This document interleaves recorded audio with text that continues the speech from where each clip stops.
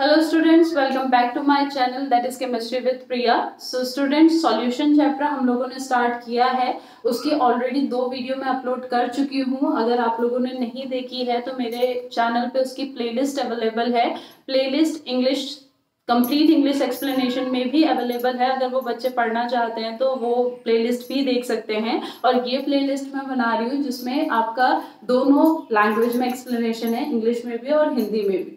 सो 2 videos हम already पढ़ चुके हैं, जिसमें हम लोगों ने आपका फर्स्ट जो वीडियो थी उसमें पढ़ा था कि different ways of expressing the concentration of the solution, कि सॉल्यूशन के कंसंट्रेशन को हम किस किस तरीके से एक्सप्रेस कर सकते हैं। उसमें हमने मोलारिटी, मोलालिटी, नॉर्मेलिटी ये सब पढ़ा था। इसके न्यूमेरिकल्स भी हम करेंगे।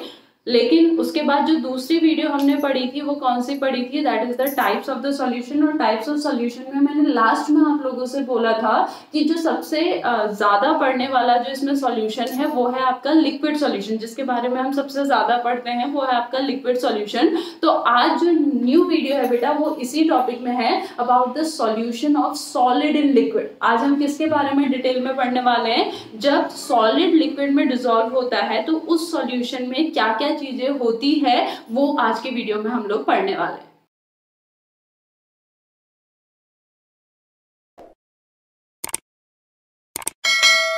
सो फर्स्ट टॉपिक जो हम आज के वीडियो में पढ़ने वाले हैं बेटा वो है solubility of a solid in liquid. ठीक है, जो पहला आपका टॉपिक है वो क्या है, solubility of a solid in liquid. अब देखो बेटा, मान लो हमारे पास NaCl है। NaCl हमारा क्या है, सॉलिड है। ठीक है, उस सॉलिड को हम क्या कर रहे हैं, आपका लिक्विड में डिसॉल्व कर रहे हैं, वाटर में डिसॉल्व कर रहे हैं। ठीक है, NaCl है, NaCl को मैं क्या कर रही हूँ, वाटर में डिसॉल्व कर रही हूँ, तो ये मेरा क्या हो जाएगा, सॉलिड इन लिक्विड सॉल्यूशन। अब जैसे जैसे मैं उसको ऐड करते जाऊंगी वैसे वैसे वो सॉल्ट आपका क्या होगा, वाटर में डिसॉल्व होते रहेगा। This process is known as dissolution. उस प्रोसेस को क्या कहते हैं, उस प्रोसेस को कहते हैं डिसोल्यूशन। सो डिसोल्यूशन क्या है, डिसोल्यूशन आपका वो प्रोसेस है जिस प्रोसेस में जब मैं सॉल्यूट को किस में ऐड कर रही हूँ, सॉल्वेंट में ऐड कर रही हूँ, तो वो सॉल्यूट सॉल्वेंट में क्या हो रहा है, डिसॉल्व हो रहा है। और धीरे धीरे जो सॉल्यूशन है उसका कंसंट्रेशन क्या होते जा रहा है, इंक्रीज होते जा रहा है। That process is known as dissolution. So dissolution is a process in which solute when added to the solvent, it get dissolved and the concentration of the solution continuously increase. That is known as dissolution. उसको dissolution कहते हैं। ठीक है, लेकिन उस temperature पे, ठीक है, उस टेम्परेचर पे एक टाइम ऐसा आएगा जिस टाइम पे जो सॉल्ट है वो वाटर में डिसॉल्व होना क्या हो जाएगा, बंद हो जाएगा। ठीक है, and that is known as crystallization. उस समय को क्या कहेंगे, उस पॉइंट को क्या कहेंगे, क्रिस्टलाइजेशन।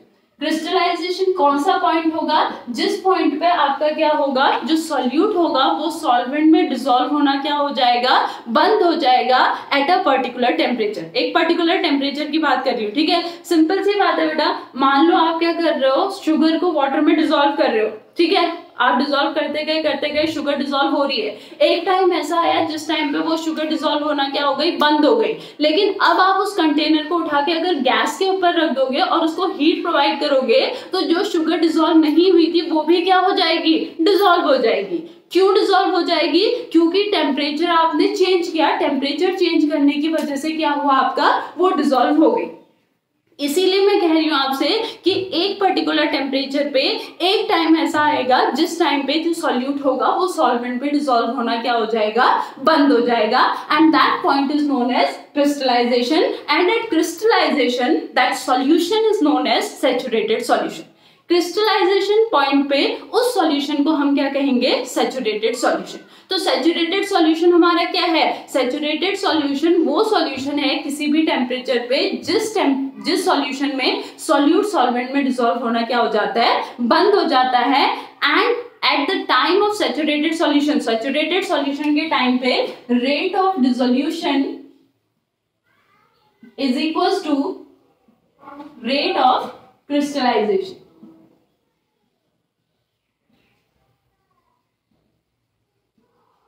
देखो बेटा, it is a dynamic process. ठीक है। होता क्या है, जो शुगर आपकी अनडिजॉल्व है या जो सॉल्ट आपका अनडिजॉल्व है, ठीक है, हमें ऐसा लगेगा अब ये डिजॉल्व होना बंद हो गया क्योंकि उसका अमाउंट जितना है उतना ही रह रहा है, लेकिन होता क्या है, जो आपका डिजॉल्व शुगर है वाटर में या जो डिजॉल्व सॉल्ट है वाटर में, वो इससे टकराता है, जो अनडिजॉल्व पार्ट है, जब वो इससे टकराता है तो टकराने की वजह से क्या होता है, वो वापस से क्या हो जाता है, अनडिजॉल्व फॉर्म में आ जाता है, जिसकी वजह से जो वाटर है, वाटर के अंदर जहां पे वो प्रेजेंट था वो स्पेस क्या हो जाती है, खाली हो जाती है, तो यहां से एक मॉलिक्यूल उठ के उसकी जगह पे चला जाता है। तो ये प्रोसेस क्या होती रहती है, कॉन्टिन्यूअस होती रहती है। जो अनडिजॉल्व है वो डिजॉल्व होता है और जो डिजॉल्व है वो क्या हो जाता है, अनडिजॉल्व, इसलिए क्वांटिटी चेंज नहीं होती। हमें ऐसा लगता है कि प्रोसेस क्या हो गई है, स्टॉप हो गई है, प्रोसेस रुक गई है, लेकिन प्रोसेस रुकी नहीं होती है, वो एक इक्विलिब्रियम के स्टेट में होती है जहां पे डिसोल्यूशन का रेट और क्रिस्टलाइजेशन का रेट क्या रहता है, सेम रहता है। क्लियर, ठीक है। तो डिसोल्यूशन क्या है हमारा, डिसोल्यूशन है जब मैं सॉल्यूट को किस में ऐड करूंगी, सॉल्वेंट में ऐड करूंगी, तो वो सॉल्यूट क्या होगा, सॉल्वेंट में डिसॉल्व होता जाएगा और जो सॉल्यूशन है उसका कंसंट्रेशन बढ़ता जाएगा। This process known as dissolution.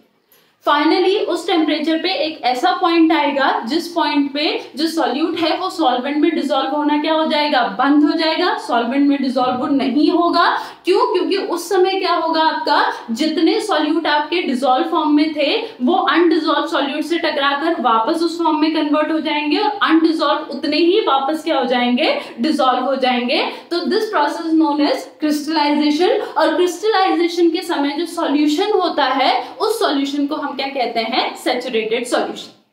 तो सैचुरेटेड सॉल्यूशन क्या होता है, जिस सॉल्यूशन में अब जो सॉल्यूट है वो ज्यादा डिसॉल्व नहीं हो रहा है। और अनसैचुरेटेड सॉल्यूशन क्या होता है, अगर आप सॉल्यूट ऐड कर रहे हैं वो डिसॉल्व हो रहा है, मतलब अभी भी वो सॉल्यूशन क्या है आपका, अनसैचुरेटेड है, अभी भी उसमें सॉल्यूट डिसॉल्व हो रहा है। तो जहां पे सॉल्यूट डिसॉल्व होना बंद हो जाएगा दैट सॉल्यूशन इज सैचुरेटेड, और जहां पे वो डिसॉल्व होता जाएगा वहां पे उसको हम क्या कहेंगे, अनसैचुरेटेड। ठीक है।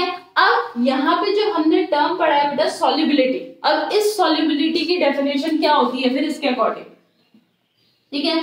अब सॉल्युबिलिटी क्या है हमारी बेटा, solubility of a solid in a liquid at a temperature. Temperature का बहुत बड़ा रोल है बेटा यहाँ पे, ठीक है। So solubility of a solid in a liquid at a temperature is defined as the maximum amount of the solute in gram. It is defined as the maximum amount of solute in gram that can be dissolved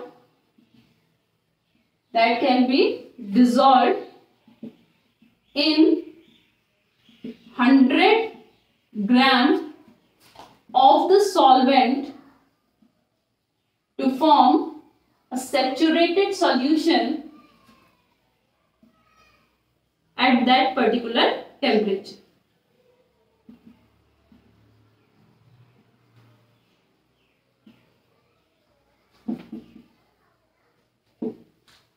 ठीक है। So solubility क्या है आपकी, solubility of a solid in a liquid.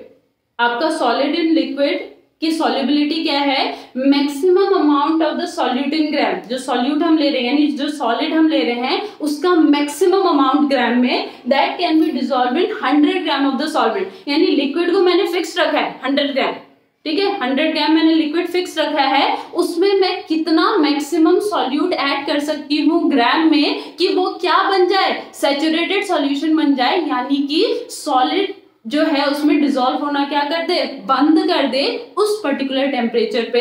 तो वो उसकी क्या कहलाएगी, सॉल्युबिलिटी। यानी 100 ग्राम सॉल्वेंट में इतना सॉल्यूट क्या हो सकता है, डिसॉल्व हो सकता है। ठीक है, सिंपल लैंग्वेज में कहें तो 100 ग्राम सॉल्वेंट में कितना सॉल्यूट डिसॉल्व हो सकता है एक पर्टिकुलर टेम्परेचर पे कि वो सैचुरेटेड सॉल्यूशन बन जाए, उसको उसकी क्या कहलाएंगे, सॉल्युबिलिटी। तो that is known as solubility of a liquid, sorry of a solid in liquid. इतना क्लियर हुआ, ठीक है। ओके, नेक्स्ट जो यहाँ पे हमने पढ़ना है that is factors affecting the solubility. कौन कौन से फैक्टर्स हैं जो इसकी सॉल्युबिलिटी को क्या करते हैं, इफेक्ट करते हैं, वो हमने चीज पढ़नी है यहाँ पे। ठीक है, जो पहला फैक्टर है यहाँ पे वो तो क्या है आपका, nature of the solute and the solvent. जो यहाँ पे सॉलिड और लिक्विड है इनका नेचर कैसा है, ठीक है, आयनिक है, कोवेलेंट है, पोलर है, नॉन पोलर है, किस टाइप का है। और दूसरी चीज हमने यहाँ पे पढ़नी है टेम्परेचर, इफेक्ट ऑफ टेम्परेचर, कि टेम्परेचर का यहाँ पे क्या इफेक्ट पड़ता है। तो दो फैक्टर्स यहाँ पे क्या करते हैं। अब प्रेशर का इफेक्ट हम लोग यहाँ पे नहीं पढ़ते, क्योंकि यहाँ पे देखो सॉल्यूट आपका सॉलिड है और सॉल्वेंट आपका लिक्विड है, और दोनों पे प्रेशर का जो इफेक्ट पड़ता है वो ज्यादा पड़ता नहीं है, वो हमें दिखता नहीं है, तो इसलिए प्रेशर हम यहाँ पे नहीं पढ़ेंगे। जो नेक्स्ट टॉपिक आएगा solubility of gas and solid, वहां पे हम लोग प्रेशर जरूर पढ़ेंगे, क्योंकि जो गैस है उसको प्रेशर करने से क्या होता है, वहां पे चेंजेस हमें दिखाई देते हैं। यहाँ पे हमें चेंजेस नहीं दिखाई देते, तो प्रेशर का यहाँ पे ज्यादा इफेक्ट पड़ता नहीं है, तो वो चीज हम नहीं देखेंगे। ठीक है, तो दो मेन फैक्टर्स हैं यहाँ पे, first one is the nature of the solute and the solvent, and second one is the temperature. ठीक है, इसको नोट डाउन कीजिए बेटा, then we will talk about the factors, nature of the solute and the solvent. Okay, so first we will talk about the nature of solute and solvent. तो देखो बेटा, जैसे हम लोग आपका आयंस की बात करते हैं, तो आयंस में हम कहते हैं कि जो पॉजिटिव और पॉजिटिव आयंस होंगे वो एक दूसरे को क्या करेंगे, रिपेल करेंगे। नेगेटिव आयंस एक दूसरे को रिपेल करेंगे, पॉजिटिव नेगेटिव एक दूसरे को अट्रैक्ट करेंगे। ठीक है, लेकिन जब हम किसकी बात करते हैं, सॉल्युबिलिटी की बात करते हैं, तो उसमें हम कहते हैं एक term that is like dissolve like. मतलब अगर आपका जो सॉल्यूट और सॉल्वेंट है दोनों का नेचर एक जैसा है, तभी वो आपस में डिसॉल्व होंगे, अदरवाइज वो आपस में डिसॉल्व नहीं होंगे। इट मींस अगर आपका जो सॉल्यूट है वो पोलर सॉल्यूट है, ठीक है, तो वो किस में डिसॉल्व होगा, पोलर सॉल्वेंट में या आयनिक सॉल्वेंट में। ठीक है, वो नॉन पोलर सॉल्वेंट में डिसॉल्व नहीं होगा, क्योंकि दोनों का नेचर क्या हो जाएगा, अलग अलग हो जाएगा। और अगर आपके पास जो सॉल्यूट है वो नॉन पोलर है, तो वो किस सॉल्वेंट में डिसॉल्व होगा, या तो नॉन पोलर सॉल्वेंट में या कोवेलेंट सॉल्वेंट में, लेकिन पोलर और आयनिक सॉल्वेंट में वो डिसॉल्व नहीं होगा।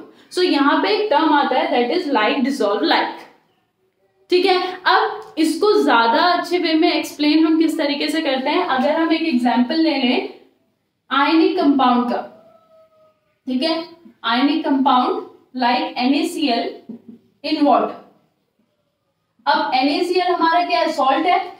ठीक है, अब हम लोग ये चीज तो घर में भी देखते हैं कि अगर हम क्या करें, पानी में सॉल्ट डालें तो वो क्या हो जाता है, डिसॉल्व हो जाता है। ठीक है, क्यों, क्योंकि दोनों का नेचर कैसा है, एक जैसा है। अब यहाँ पे जो NaCl है वो मेरा क्या है, आयनिक कंपाउंड है, जबकि जो वाटर है वो मेरा क्या है, पोलर मॉलिक्यूल है, that is a polar molecule. ठीक है, लेकिन दोनों में पोलैरिटी है, इसलिए दोनों का नेचर कैसा है, एक जैसा है, इसलिए यहाँ पे क्या हो जाते हैं, डिसॉल्व हो जाते हैं। ठीक है, तो जब हम क्या करते हैं, आपका NaCl को वाटर में डिसॉल्व करते हैं, तो सबसे पहले जो ये NaCl है ये किसमें ब्रेक हो जाता है, Na पॉजिटिव और Cl नेगेटिव।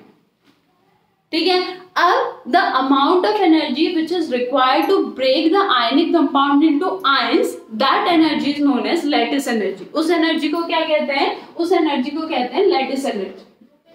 ठीक है, जब आपका जो आयनिक कंपाउंड है वो किस में ब्रेक होता है, आयंस में ब्रेक हो जाता है, तो उस समय जो अमाउंट ऑफ एनर्जी की रिक्वायरमेंट होती है, उस अमाउंट ऑफ एनर्जी को क्या कहते हैं, लैटिस एनर्जी कहते हैं।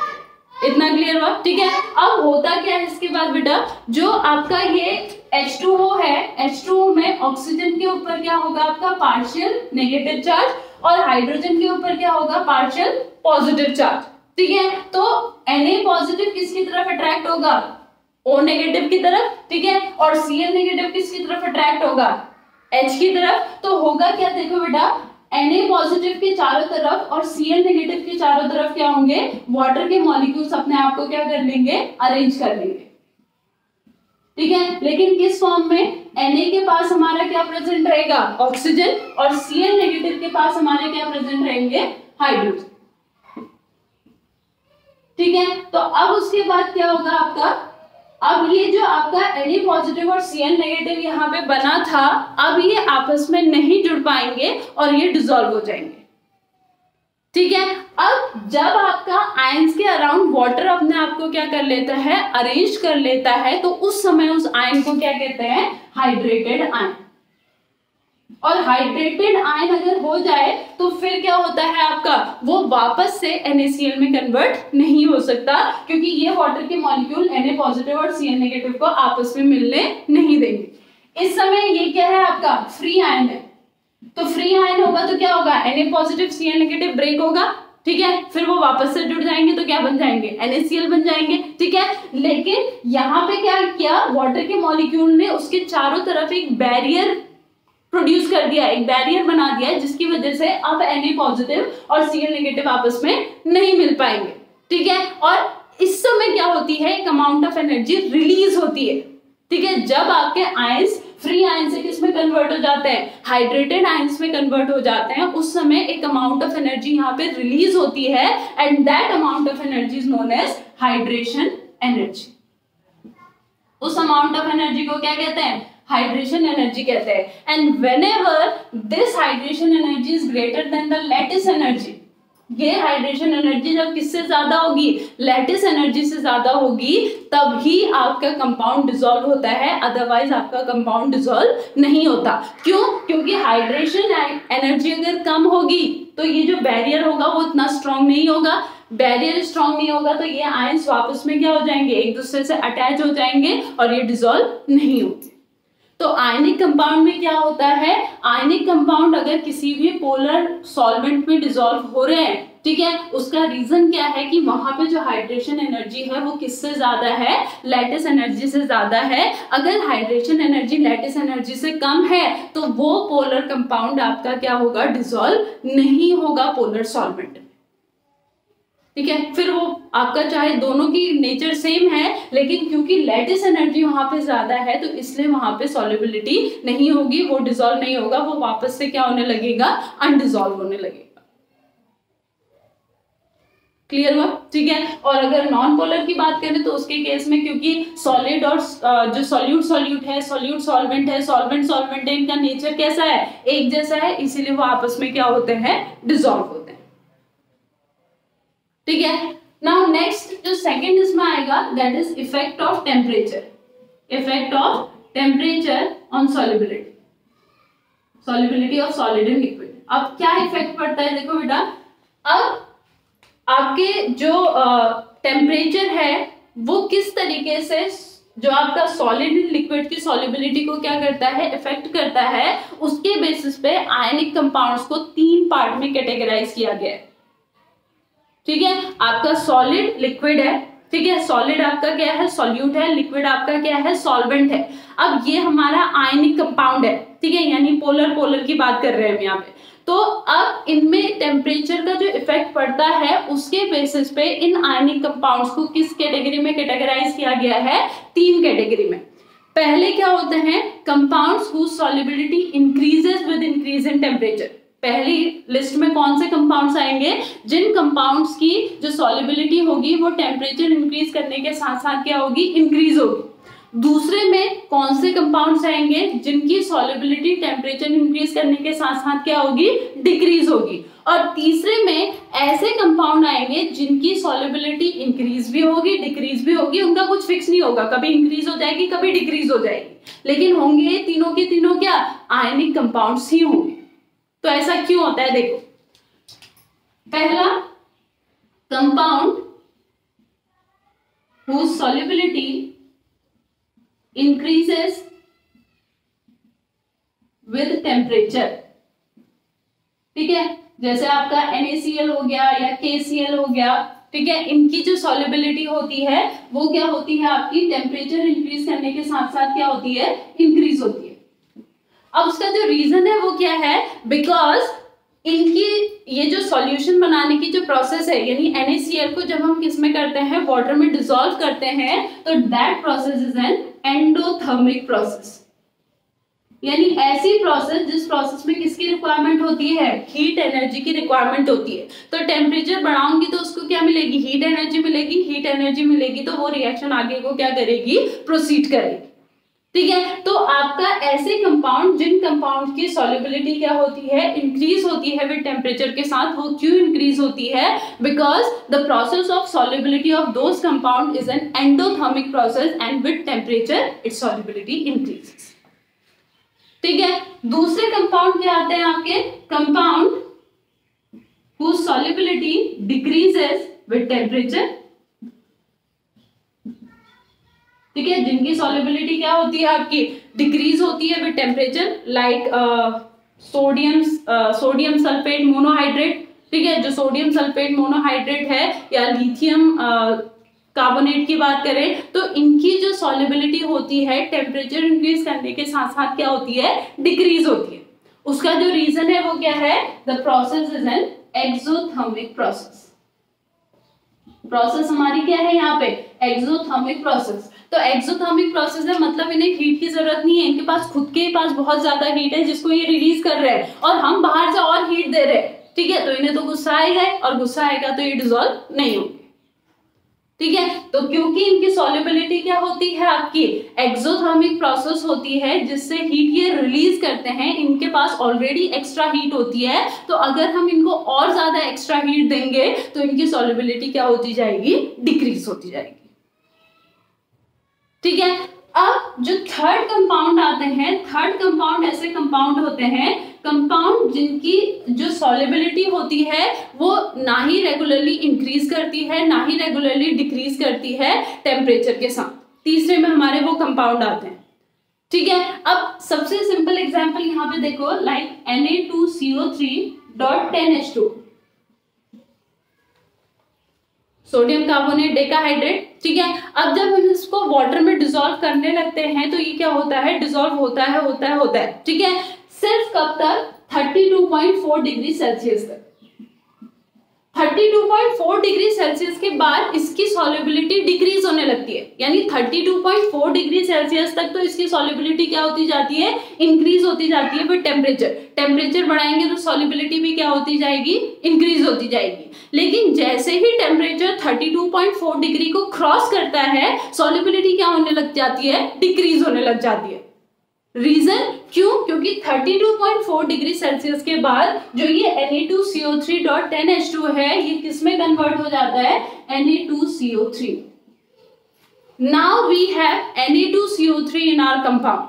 हमारे पास अब वहां पे क्या है, Na2CO3 है और Na2CO3 की सॉल्युबिलिटी क्या होती है, डिक्रीज होती है विद टेम्परेचर, ठीक है। और इस वो टेम्परेचर जिस टेम्परेचर पे इनकी सॉल्युबिलिटी क्या होती है, इंक्रीज और डिक्रीज को क्या करती है, चेंज करती है, that temperature is known as transition temperature. यानी उस टेम्परेचर के पहले सॉल्युबिलिटी कुछ और थी, उस टेम्परेचर के बाद सॉल्युबिलिटी कुछ और हो गई। 32.4 डिग्री सेल्सियस तक टेम्परेचर के साथ सॉल्युबिलिटी बढ़ रही थी, 32.4 डिग्री सेल्सियस के बाद टेम्परेचर के साथ सॉल्युबिलिटी क्या हो गई, डिक्रीज हो गई। So that's why it is known as transition temperature. इसको क्या कहते हैं, ट्रांजिशन टेम्परेचर। तो थर्ड में कौन से कंपाउंड्स आएंगे, ऐसे कंपाउंड जो कि टेम्परेचर के साथ अपने मॉलिक्यूलर फॉर्मूला को क्या करते हैं, चेंज करते हैं, वो हमारे थर्ड कैटेगरी में आएंगे। क्लियर हो बेटा, इतना क्लियर हुआ। सो आई होप ये दोनों पॉइंट आप लोगों को क्लियर हुए होंगे, nature of the solute and the solvent, जिसमें है कि आपका सॉल्यूट और सॉल्वेंट दोनों का नेचर अगर कैसा होगा, सेम होगा तो वो डिसॉल्व होंगे, अदरवाइज वो डिसॉल्व नहीं होंगे। इसमें ये चीज हमने डिटेल में पढ़ी थी, जहां पे एक लैटिस एनर्जी थी, एक हाइड्रेशन एनर्जी थी। लैटिस एनर्जी हमें रिक्वायर्ड होती है जबकि हाइड्रेशन एनर्जी रिलीज होती है, और जब हाइड्रेशन एनर्जी ज्यादा होती है लैटिस एनर्जी के कंपैरिजन में तभी आयनिक कंपाउंड आपके डिसॉल्व होते हैं, अदरवाइज आयनिक कंपाउंड डिसॉल्व नहीं होते, ठीक है। और effect of temperature on solubility में हमने पढ़ा कि आपका जो टेम्परेचर का इफेक्ट है सॉल्युबिलिटी इन वाटर में, उसके बेसिस पे आपके जो आयनिक कंपाउंड्स हैं वो 3 पार्ट में कैटेगराइज होते हैं। पहले में ऐसे आयनिक कंपाउंड आते हैं जिनकी सॉल्युबिलिटी टेम्परेचर के साथ बढ़ती है, दूसरे में ऐसे आयनिक कंपाउंड आते हैं जिनकी सॉल्युबिलिटी टेम्परेचर के साथ डिक्रीज होती है, और तीसरे में ऐसे आयनिक कंपाउंड होते हैं जो एक रेगुलर पैटर्न नहीं रखते हैं, कभी उनकी सॉल्युबिलिटी बढ़ती है टेम्परेचर के साथ तो कभी उनकी सॉल्युबिलिटी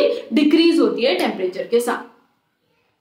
क्लियर, इतना क्लियर हुआ। सो आई होप आप लोगों को ये सब समझ में आया होगा बेटा।